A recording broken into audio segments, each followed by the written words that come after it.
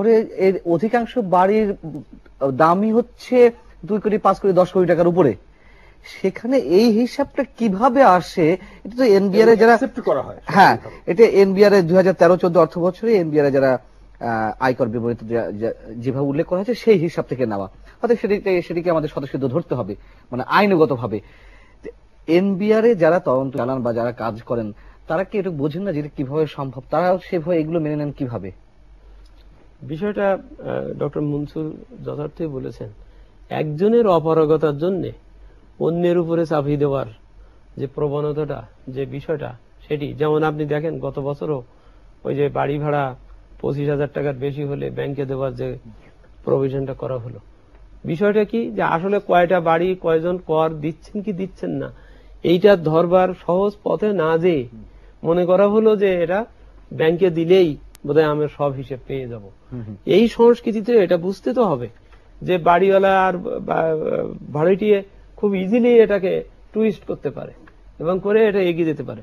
কথা হচ্ছে যে জিনিস আমাদের, যেমন ডক্টর মতলুব আহমেদও বললেন, আমাদের অ্যাকচুয়ালি সমস্যাটা হচ্ছে আমাদের আইনগুলো অধিকাংশই সেই ব্রিটিশ আমলে তৈরি করা, আর আমরা একটি গণপ্রজাতন্ত্রী দেশে এসেও আমাদের সেই মাইন্ডসেটটা আমরা চেঞ্জ করতে পারিনি। আমরা ওই জাস্ট উপরের থেকেই ওইভাবে ভাবছি, যার জন্যই কেটা হচ্ছে যে দিচ্ছে না কর সে ঠিকই বহাল তবিয়তে ভালোভাবে থেকে যাচ্ছে, আর ওই যত আমার ওই টার্গেট বাড়ছে আলটিমেটলি যে যিনি দিচ্ছেন তার উপরে যেই পড়ছে। এই এই এই এই ডিলেমা, এই ডিকোটমি থেকে আসলে বেরিয়ে আসা উচিত এবং এর জন্যই এনবিআর বা সরকারের আরো যে প্রতিষ্ঠান আছে তাদের সক্ষমতা বাড়াবার কোনো বিকল্প নেই। আমরা বারবার এখানে এনবিআর এর কথাই হয়তো বলছি, কিন্তু এছাড়াও বাইরে নন এনবিআর এরও কিন্তু আয়ের উৎস আছে, সেখানে কিন্তু দেখা হচ্ছে না। ডক্টর মনসুর যেমনটি বলছিলেন, স্বচ্ছতার প্রশ্ন, জবাবদিহিতার প্রশ্ন, সরকারের এত বড় বড় কর্পোরেশন তাদের যে কর্মকাণ্ড আর সেগুলোর থেকে আসলে সরকার কিন্তু এসিও থেকে কিন্তু বলতে গেলে কিছুই তেমন পাচ্ছে না। সেখানে কোনো খবরের খরচের বিষয় নেই, তাদেরকে এমনকি শেয়ার মার্কেটেও আনা যাচ্ছে না, এবং আনলেই কিন্তু সেখানে অ্যাটলিস্ট একটা হিসাব কিতাব তো আসতো বা হতে পারত। তো সেই জন্যই সামগ্রিকভাবে এটা বিষয়টা দেখার যে যিনি দিচ্ছেন, যিনি কর দিচ্ছেন, শুধু তার কাছেই বারবার নোটিশ যাবে বা হিসাব হবে বা তারটা নিয়েই আমি বলতে থাকবো বারবার, কিন্তু বহু লোক দিচ্ছে না, যে কারণ সহজ করতে হবে। সহজ করলে হচ্ছে কি, আমার একটা পাড়ায় 10 জন লোক আছে, 2 জন শুধু যদি কর দেয় আর 8 জন যদি ঘুরিয়ে বেড়ায় না দেয়, তাহলে এই দুজনও কিন্তু তার আগ্রহ ধরে রাখতে তার খুব কঠিন হয়। স্যার, আপনি তো এনবিআর চেয়ারম্যান ছিলেন, আপনি তো স্যার যে এই ট্যাক্স সিস্টেমটা একটু সিম্পলিফাই করা যায় না? আমরাই আমাদের দিতে পারি, আর এই করটা এই এত 30, 40, 45 না রেখে নামিয়ে নিয়ে এসে আমাদেরকে উদ্বুদ্ধ করা যায় না? অবশ্যই যায়। কোথায় মানে প্রবলেমটা কোথায় যায়? এই যায় কিন্তু যাচ্ছে না কেন? না, এই তো কথা, এটাই যাচ্ছে না হচ্ছে এই জন্য যে এনবিআর এর সংস্কার কার্যক্রম একটুকু হয়নি। এনবিআর এর যে অ্যাডমিনিস্ট্রেটিভ রিফর্ম, এনবিআর এর যে মডার্নাইজেশন, এখনো এনবিআর এ কোনো কম্পিউটার বেসড ইনফরমেশন তথ্য নাই। তারা এখনো ফাইনাল রিপোর্ট যখন চেয়ারম্যান সাহেবকে দেয় সেটা টাইপ করে দেয়, নিশ্চয়ই মনে আছে সেটা, এবং সেইভাবে এখনো চলছে। অথচ 90 সাল থেকে এই পর্যন্ত প্রায় 12টা প্রকল্প নেওয়া হয়েছে এবং অধিকাংশই নামকরণ হচ্ছে কম্পিউটারাইজেশন, সব ফিল্ড অনলাইজেশন, ডিজিটাইজেশন ইত্যাদি ইত্যাদি। মুশকিলটা হচ্ছে কি, এখানে স্ট্রাকচারের প্রবলেম। সেটা হচ্ছে একজন একটা প্রকল্প পরিচালক থাকলেন, তিনি চলে গেলেন, তার সবকিছু নিয়েই চলে গেলেন, তাই নিয়ে আরেক জায়গায় বদলিয়ে চলে গেলেন, আবার নতুন করে আরেকটা প্রকল্প শুরু করা হচ্ছে। এই যে কন্টিনিউয়েশন নাই এবং আগের অভিজ্ঞতাটা যে কন্টিনিউ করে এটা থাকছে না, সেটা দেখার বিষয়টা এখানে হচ্ছে না। আপনি যেমনটি বলছিলেন 2007-8 সালেই আমি বলি, যখন আমরা ছিলাম, ব্যক্তি শ্রেণীর করদাতার কর নির্ধারণ সহায়িকা, আমরা একটা বই বের করেছিলাম তৎকালীন প্রধান উপদেষ্টা এবং আমরা সকলে মিলে।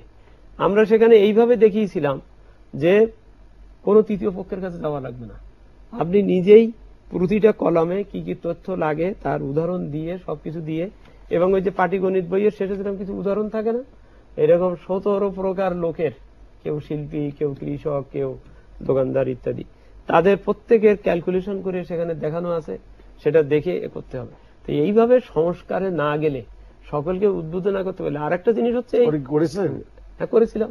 রেজাল্ট কি ছিল? সে রেজাল্ট সেই বই আর নাই, মানে প্রায় 2.5 লাখ 3 লাখ বই ছাপা হয়েছিল। বই content নাই আমি বলে আরো- কি বন্ধ? নাই আমরা সিস্টেম ছড়াই দিয়েছেন? কি- সিস্টেম এখন আছে এনবিআর না চলে না গেছে? না না না, না, বইয়ের copy আর খুঁজে পাওয়া এখান এখান থেকে তো মুশকিলটা হচ্ছে, আমি বলি ও, ওই যে একটা ফেরি মানে নৌকায় পার হয় সবাই, যদি দেখা যায় যে না এখানে একটা ব্রিজ হবে, তখন কিন্তু ওই যারা ওই যে নৌকা চালাতো বা যাদের ওখানে একটা আয় হতো এবং দুই ধারে যারা ছোট ছোট দোকানদার ছিল বাধাটা তারাই সেখান থেকেই আসে। বুঝছি। এগুলোর অনেক থাকে আর কি। এটা আমি ওই জন্য বলছি হলিস্টিক্যালি দেখতে হবে। এটা এটা এটা বড় রকমের transformation না করলে ছোট ছোট করে তাহলে ওটা যদি মনে করেন যে এখনো কোনো না কোনো হিস্ট্রি থেকে থাকে, তা আমাদের ফেডারেশন থেকে কালকে তাদের চাপ দিব, আপনাকে বের করতে হবে সেই বই খুঁজে বই simplify করে। এবং এবং এবং ওটা আমরা ওয়েব পেজেও দেওয়া ছিল, কিন্তু পরবর্তীকালে মাত্র হবে দেখছি যে আপনার সেটা কাছে প্রশ্ন যে আস্তে আস্তে জটিল হয়ে যায়। এখন সরকারের বিশেষ করে অর্থমন্ত্রীর বা বাজেট প্রক্রিয়ার সাথে যারা জড়িত সংশ্লিষ্ট ওতপ্রোতভাবে তাদেরকে বিনিয়োগ বাড়ানোর জন্য কোন কোন, আপনি 3টি সেক্টরের কথা বলেছেন, কিন্তু সার্বিকভাবে কোন কোন বিষয়ের দিকে নজর দিতে হবে অগ্রাধিকার ভিত্তিতে?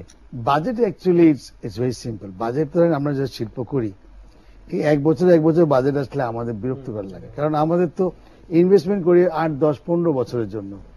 তো যেমন আমাদের আজকেই তো মনে হয় আমরা ওই যে রপ্তানির নীতি আর আমদানির নীতির মধ্যে আজকে আমরা জনাব তোফায়েল ভাইয়ের সাথে বসলাম, কথাবার্তা বললাম, সেখানে 3 বছর পর্যন্ত নীতি করে দিয়েছে। অ্যাকচুয়ালি ইন্ডাস্ট্রিয়াল বাজেট যদি আপনি সত্যিকার ইনভেস্টমেন্ট চান, এটা 5 ইয়ার একটা স্থিতিশীল রাখার প্রয়োজন আছে। মাঝখানে যদি আপনি এটা চেঞ্জ করেন টুকটাক সেটা অন্য কথা, কিন্তু মেজর বাজেট ফর ইন্ডাস্ট্রিজ কিন্তু আপনি একটু লং টার্ম দিতে হবে। তারপরেও এবারে বাজেটে আমি যেটা আশা রাখি সেটা হলো যে দেশীয় শিল্পকে সাহায্য করার জন্য সম্পূরক শুল্ক কর কমতে হবে, সেটা আমরা বুঝি, কিন্তু যেসব শিল্প বাংলাদেশে রয়েছে যারা একটু ভালো ব্যবসা করছে, মনে করেন এই কাপটা যদি বাংলাদেশে তৈরি হয়, এই কাপের মধ্যে যদি আমদানি স্টেজে কিছু সম্পূরক শুল্ক থাকে, it is helping me to survive.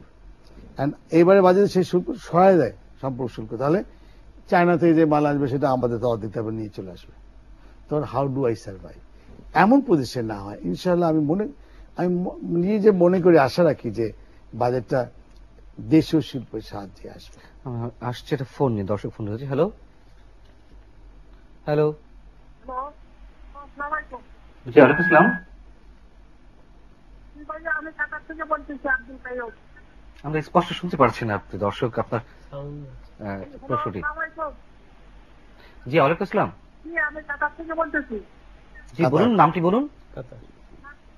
আমার নাম আব্দুল কাইয়ুম পাটোয়ারি। জি আব্দুল কাইয়ুম সাহেব বলুন, শুনতে পাচ্ছি। ম্যাডাম, আমি ডাক্তার মোদির স্যারের কাছে আমার প্রশ্ন। জি আমি তার কাছে প্রশ্ন হইল, বা আপনাদের সবার কাছে প্রশ্ন, আমি 27 বছর ধরে ঢাকা থাকি।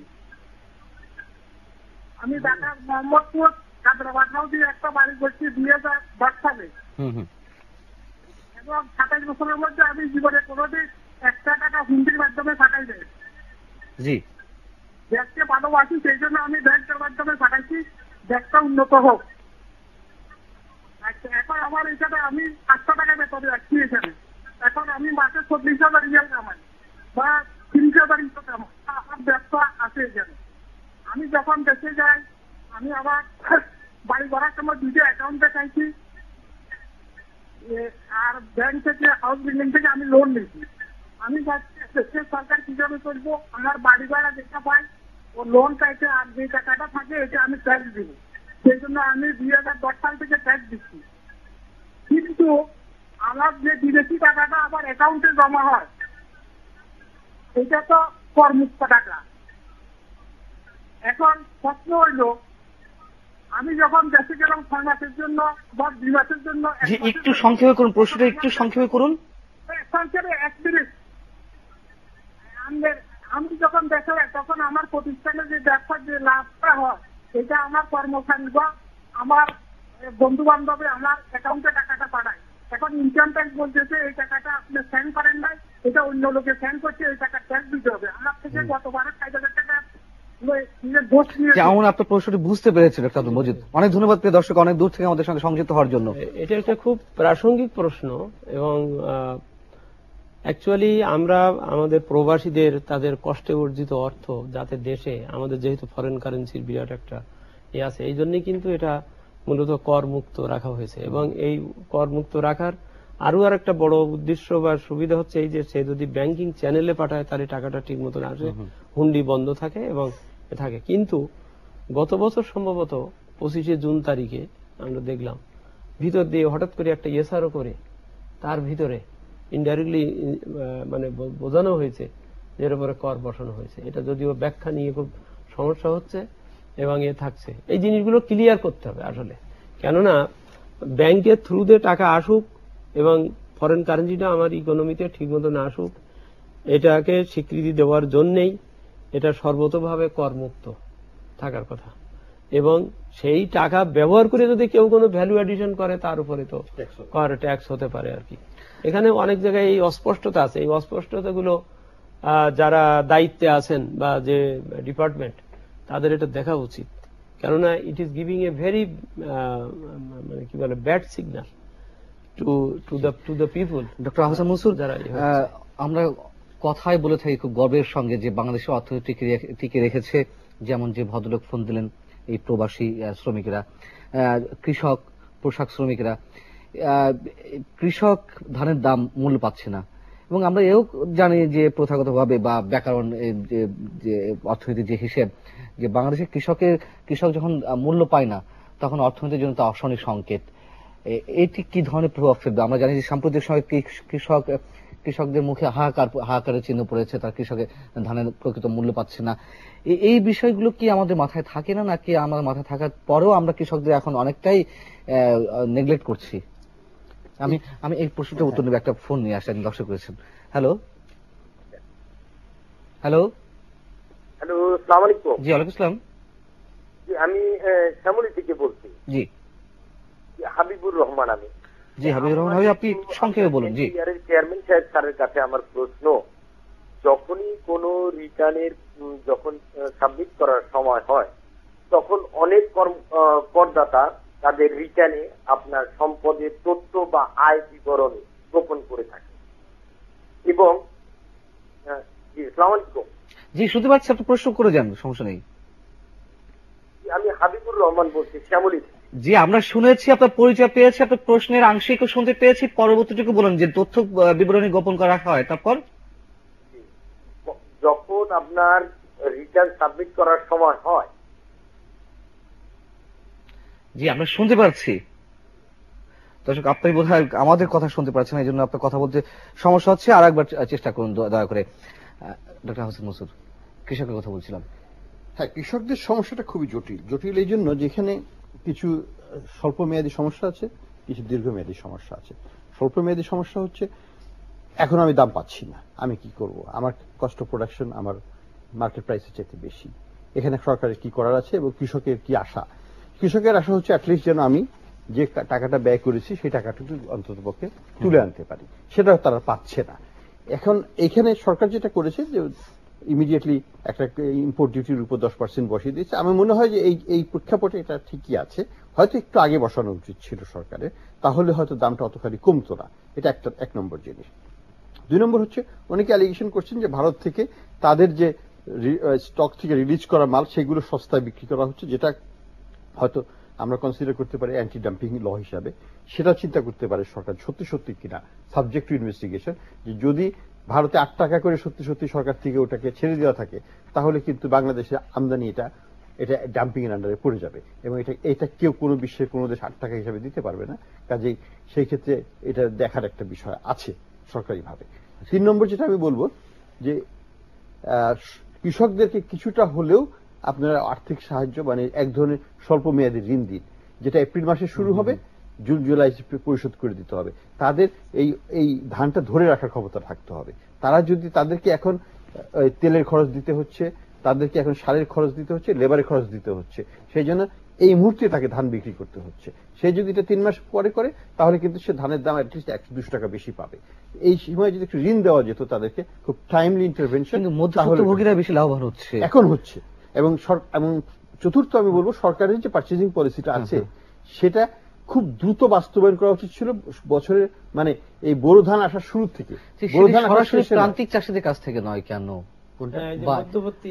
প্রান্তিক চাষীদের কাছ থেকে নয় কেন? প্রান্তিক কৃষকদের কাছ থেকে সরাসরি এটা অবাস্তব হবে, এটা হবে না এই জন্য যে কৃষকের সংখ্যা হচ্ছে কয়েক কোটি। সরকার কার কাছ থেকে ইউনিয়ন করে দিতে পারে? তো একটা ইউনিয়ন বেস বা গ্রাম বেস তো ইউনিয়ন বেস করলে পরে দেখা যাবে চুরি ওইখানে আরো বেশি হবে। ওইসব করতে যাবেন না, আপনি সিস্টেমকে সিম্পল রাখেন। আমরা বলছি ওইটাতে কোনো কাজ হবে না। এটাতে মনে হয় যে খুব সুন্দর জিনিস, কিন্তু ওইটা ওই স্বপ্ন বাস্তবায়ন সম্ভব না। আপনি কোনোদিনও এই 5 লক্ষ কৃষকের কাছ থেকে সরকারি ভাবে এইটা সরাসরি নিতে পারবেন না। আপনাকে একটা ইন্টারমিডিয়েট চ্যানেলের শুধু যেতে হবে, এবং that's good enough, that's the way everywhere it works. Matlub Ahmed, অর্থনীতির দুটো গুরুত্বপূর্ণ সূচক, একটা হচ্ছে রাজস্ব আর একটা হচ্ছে রপ্তানি আয়। এই রপ্তানি আয় সম্বন্ধে আপনি একটু আগে বলছিলেন, সেই প্রসঙ্গে আমরা আসবো যে রপ্তানির প্রবৃদ্ধি আমরা দেখেছি গত শেষ 10 মাসে মাত্র 2.63%। এটি কিভাবে আরো বেশি খুব স্পিডি করা যায় বা এখানে কি করা রয়েছে সে বিষয়ে আপনাকে জানতে চাইবে একটা ছোট্ট বিরতির পরে। দর্শক, ফিরছি খুব শিগগির।